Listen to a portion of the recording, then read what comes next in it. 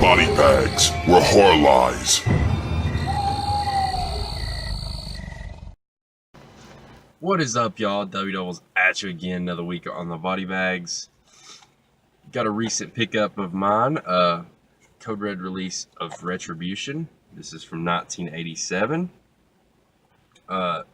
Interesting stuff. Basically claims itself as a supernatural horror. Kind of got possession elements as well.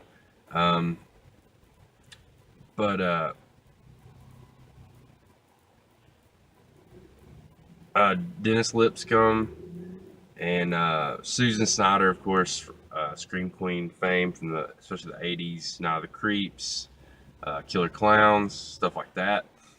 So, and those two really have good performances in this. Anyways, Dennis is your main character, playing a somewhat demented and disturbed artist, George.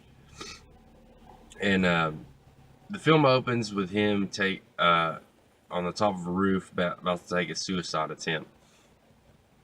And he ends up jumping off the roof, but he doesn't die. So basically it's a failed suicide attempt. Meanwhile, across town, like at the same time, there is kind of like this mafia criminal who has a bunch of unpaid gambling debts, and a group of gangsters end up offing him because of it. And because these two deaths kind of happen simultaneously, there's a weird like soul swap, body swap thing that kind of happens there, which I thought that was a cool and interesting way to do a possession or do a kind of body swap thing.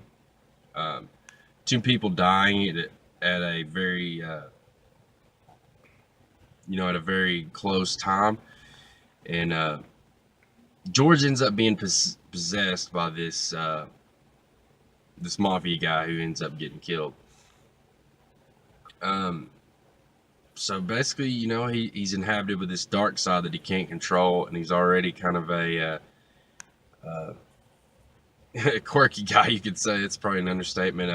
Just a disturbed individual. So, you add this stuff haunting him, and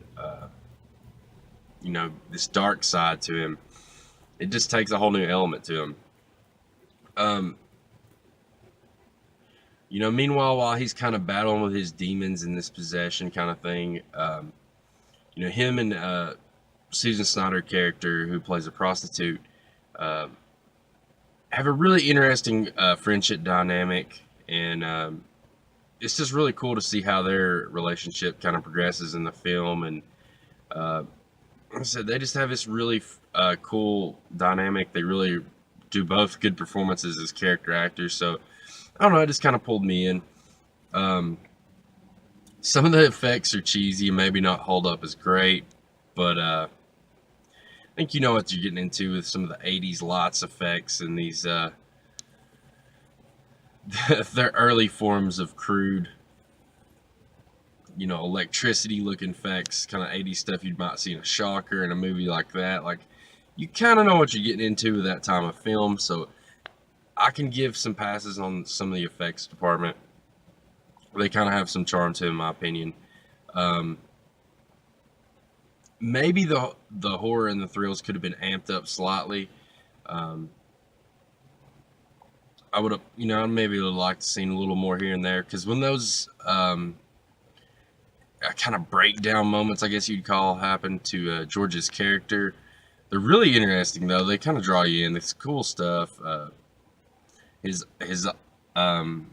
eyes get completely like whited out. Like he has no pupils or anything, and just a kind of cool little funny effects that they use right there. I don't know. I think all the effects are pretty charming though. It's not really like super crude stuff. I mean, at the time, I'm sure it was pretty top notch. But yeah, this is just a fun little ride, man. I really like Retribution. Maybe like the scene. I don't know. The gore is pretty fun too. I wouldn't complain too much with it. Sorry, guys.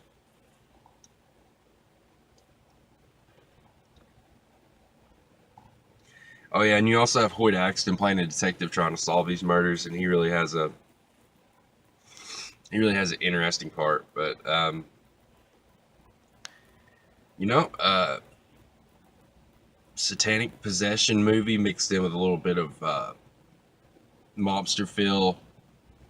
So I don't know, just a really cool flick. I really highly suggest this one. Not perfect, but if you're an '80s midnight movie kind of dude that likes just some little more campy, cheesy throwbacks, definitely suggest this one. Solid performances and stuff. I said maybe the pacing could have been amped up, but pretty solid stuff, guys. I'd give it like a solid 7.5 out of 10. Good shit. Retribution from 1987.